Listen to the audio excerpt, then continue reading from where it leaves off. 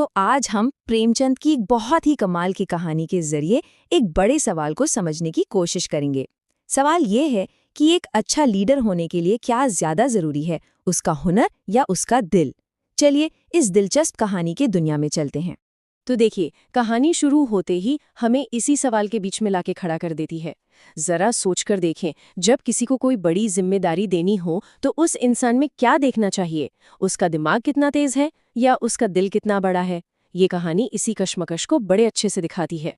तो कहानी हमें ले चलती है देवगढ़ नाम की एक रियासत में। वहाँ दीवान मतलब प्रधानमंत्री का पद खाली पड़ा है और उस पद के लिए एक बड़ा ही अनोखा इम्तिहान होने वाला है। देवगढ़, जहाँ आमतौर पर बड़े शांत और दिमागी खेल खेले जाते थे, वहाँ अब एक अलग ही हवा बह रही है। एक नया खेल जिसमें दिमाग से ज्यादा ताकत और फुर्ती की जरूरत थी, लोगों के सर चढ़कर बोल रहा था।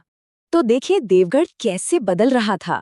एक तरफ था पुराना देवगढ़, जहां लोग शतरंज और ताश जैसे खेलों में माहिर थे, और दूसरी तरफ था ये नया देवगढ़, जहां हॉकी का फैशन चल निकला था।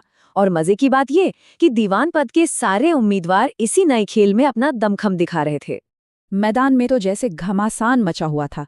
खिलाड़ी पसीने में नहाए हुए थे, बुरी तरह थक चुके थे, पर कोई भी पीछे हटने को तैयार नहीं था।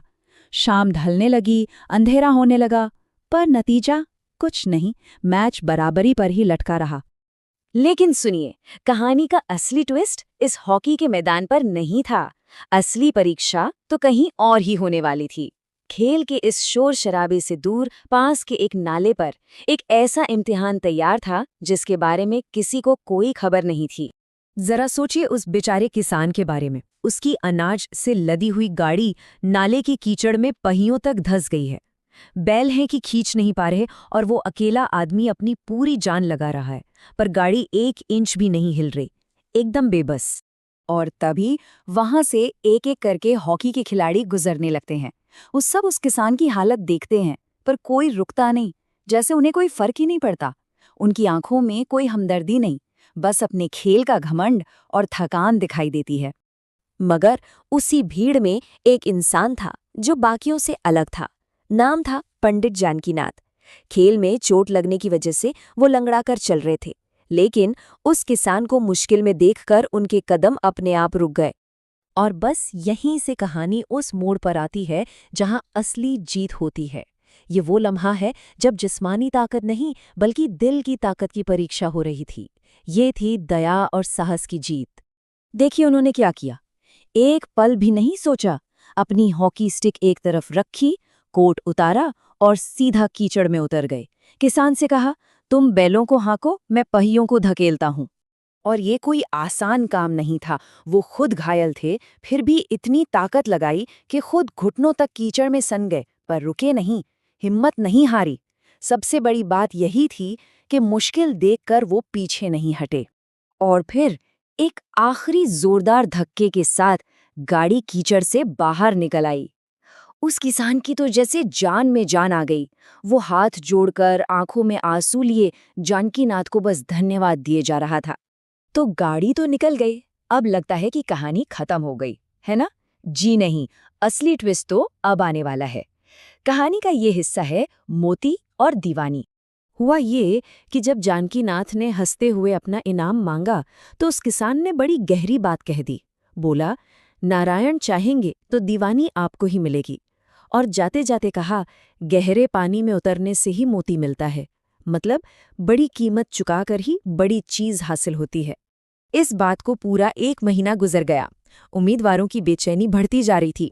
सबके दिल में बस एक ही सवाल था, आखिर देवगढ़ का नया दीवान कौन बनेगा? और फिर वो फैसले का दिन आ ही गया। पूरा राजदरबार खचाखच भरा हुआ था।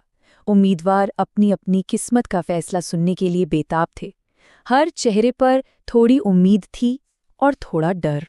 तो अब आता है कहानी का सबसे जरूरी हिस्सा।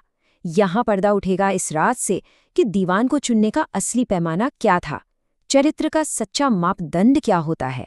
तभी उस वक्त के दीवान बूढ़े सरदार सुजान सिंह अपनी जगह से उठे और उन्होंने जो ऐलान किया उसे सुनकर सब हैरान रह गए। उन्होंने कहा, दीवान के पद के लिए हॉकी का खेल कोई इम्तिहान नहीं था, असली परीक्षा तो कुछ और ही थी। उन्होंने बताया कि उन्हें एक ऐसे इंसान की तलाश थी जिसमें आत्मबल हो। आत्मबल मतलब अंदर की हिम्मत, वो ताकत जो आपको मुश्किल से मुश्किल हालात में भी मजबूती से खड़ा रखती है।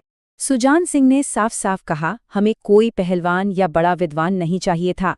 हमें चाहिए था एक ऐसा इंसान जिसके दिल में दया हो, जिसके अंदर आत्मबल हो, जो उदार हो और जो अपने इरादे का पक्का हो। और वो एक इंसान जो इन सभी कसौटियों पर खरा उतरा, वो थे पंडित जानकीनाथ। जैसे ही उनके नाम का ऐलान हुआ, पूरे दरबार में एक पल के लिए सन्नाटा छा गया। और फिर सरदार सुजान सिंह ने कहानी का सबसे बड़ा राज खोला। उन्होंने बताया कि उस दिन नाले में फंसा किसान कोई और नहीं बल्कि वो खुद थे। ये एक परीक्षा थी, ये देखने के लिए कि किसके दिल में रहम है। जो इंसान खुद घायल होकर भी एक गरीब की मदद करे, वही सच्चा लीडर है, क्योंकि वो कभी अपनी प्रजा पर जुल्म नहीं करेगा। तो ये कहानी हमें एक बहुत जरूरी बात सिखाती है। हुनर और काबिलियत अपनी जगह है, लेकिन असली लीडरशिप तो चरित्र से ही पैदा होती है, दया से, साहस से। और ये सोचने वाली बात है कि जब असली परीक्षा का वक्त आता है तो इंसान का असली चेहरा सामने आ ही जाता है।